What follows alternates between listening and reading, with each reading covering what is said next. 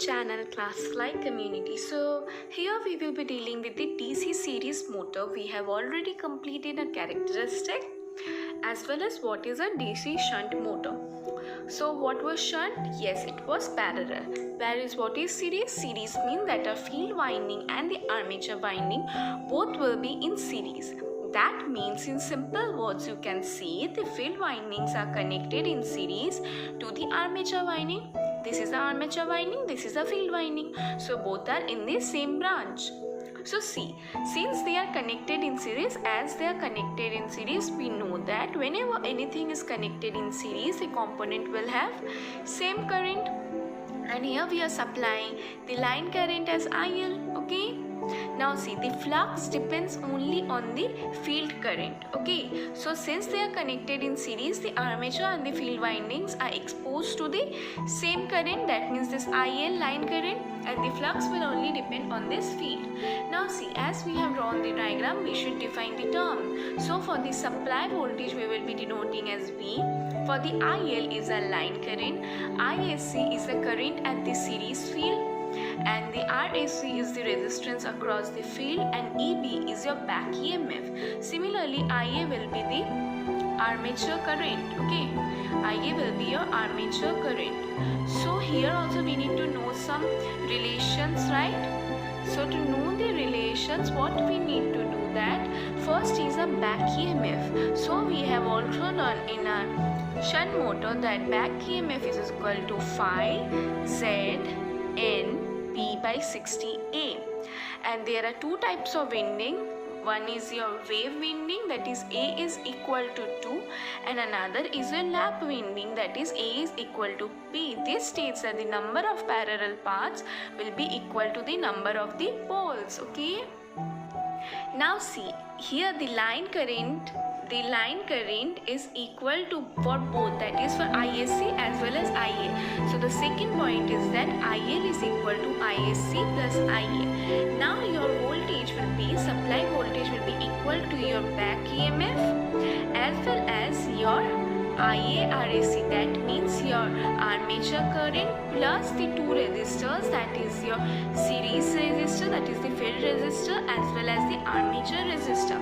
And if you have brushed off drops, there are two types of drops, so there will be a plus 2B. And the fifth point is that the flux is always proportional to our ISC, that is a field current, because our flux always depend on the field current. So if it depends on the field current, then it will also be equal to our armature current.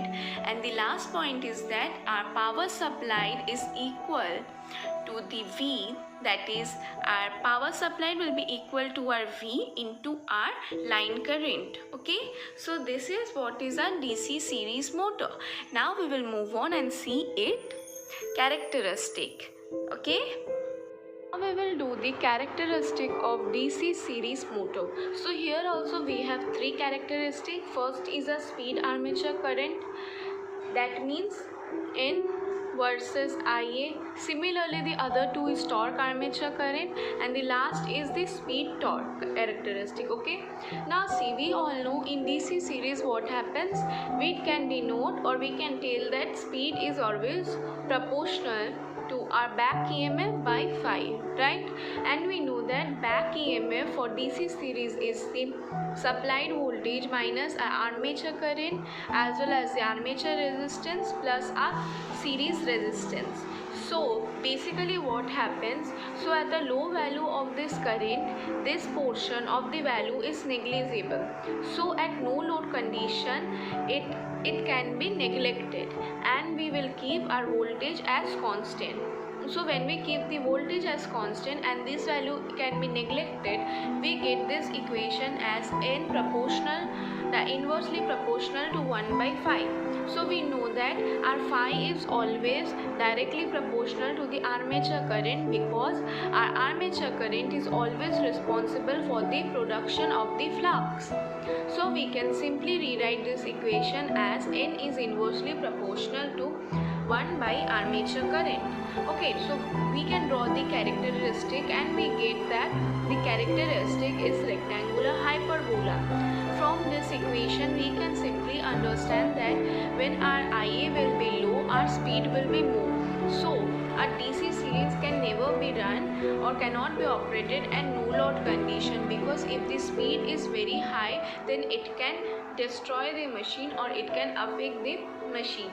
So the characteristics for the speed armature current is rectangular hyperbola. So similarly we will now see for the torque armature. So torque armature current means torque versus IA. So we know that for DC series, torque average is proportional to the flux and IA, and we already know that our flux is that the production of the flux is always dependent on the armature current. So we can simply write that in place of phi IA, so our torque average becomes proportional to I square M. So when we see the characteristic, it is basically parabolic in nature.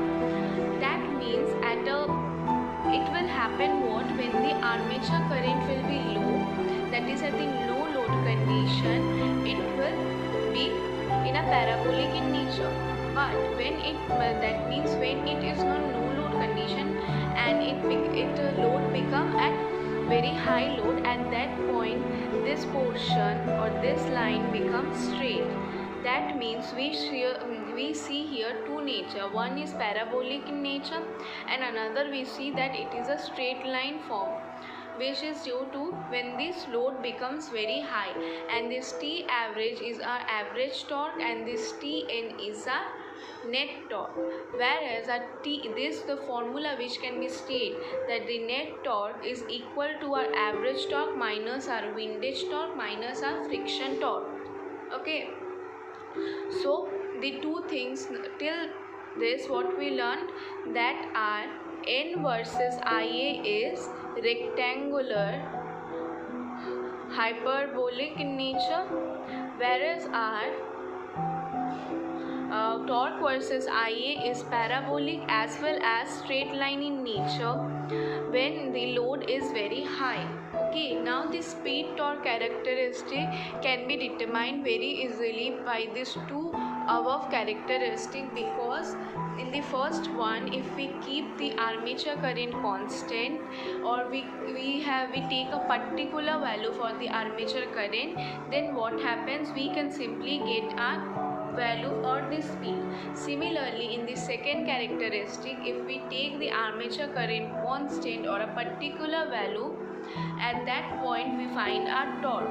So like this we can find our many points, and when we find, or in simple words you can state that for particular value of the armature current we will get the value for the speed, as well as similarly we can find the value for the torque from the above two characteristic, and we will get the similar characteristic for the speed and the torque like the speed and the armature current. That means our N will be inversely proportional to our torque. Okay, so that means this is also will be rectangular hyperbolic in nature.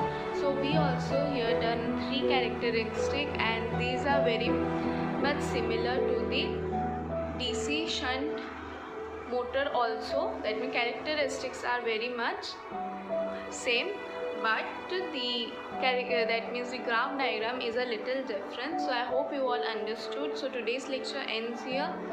Till then, be happy and have a great day. Now it's the quote time. I am not a product of my circumstances, I am a product of my decisions.